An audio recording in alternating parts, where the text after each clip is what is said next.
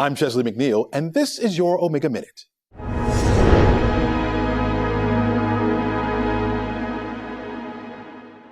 In 1961, during the time when many black people in America were at the peak of fighting for civil rights, the Brothers of Pi chapter of the Omega Psi Phi fraternity wanted to do something big on the campus of Morgan State College, a predominantly black school in Baltimore, Maryland. It was a really hot climate because of the era that we were in. We were in the civil rights era.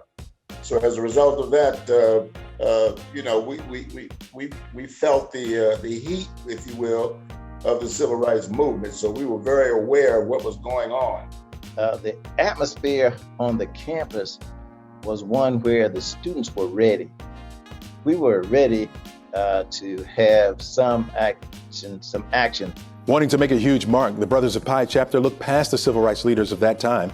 The likes of Roy Wilkins, James Farmer, and Whitney Young wasn't big enough. Even the name Dr. Martin Luther King Jr. didn't resonate with what the brothers wanted to accomplish. The Brothers of Pi chapter, we weren't the laid-back type brothers. We wanted to, anything that we did was beyond the ordinary.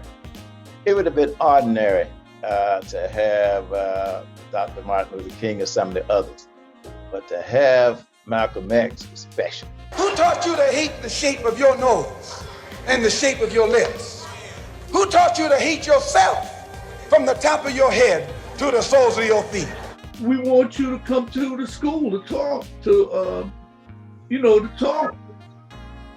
And because we had all heard them, we had heard all this stuff. But these things he put out, all these different speeches that he made. I heard him out there on the corner. And so we knew what he was going to talk about. We knew it. We seen him on TV. We done everything. We knew about it. It wasn't a strange thing. The strange thing was hoping that he would come. It wasn't a popular decision. The young people loved it.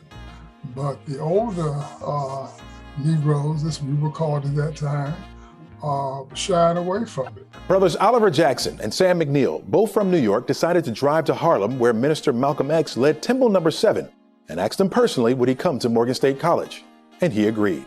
This was significant for the Brothers of Pi, as the Omega Psi Phi fraternity, a Christian-based organization, 100% supported the nonviolence movement, seemingly opposite of Malcolm X and the Nation of Islam. So Pi at the time, in 1962, was way ahead.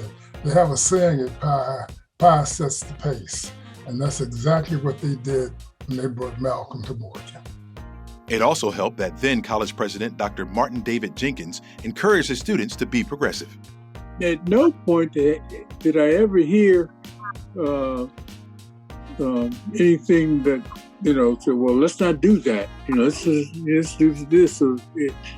We all seem to be of the same mind that, this has got to go on. I remember him coming there because he was controversial, and we just wanted to have his message was resonating through Black America, through most colleges, and we wanted him there on campus because he was the thing, he was the man. To pique the interest of the student body and the community, the Brothers of Pi thought it would be prudent to have a debate, segregation versus integration.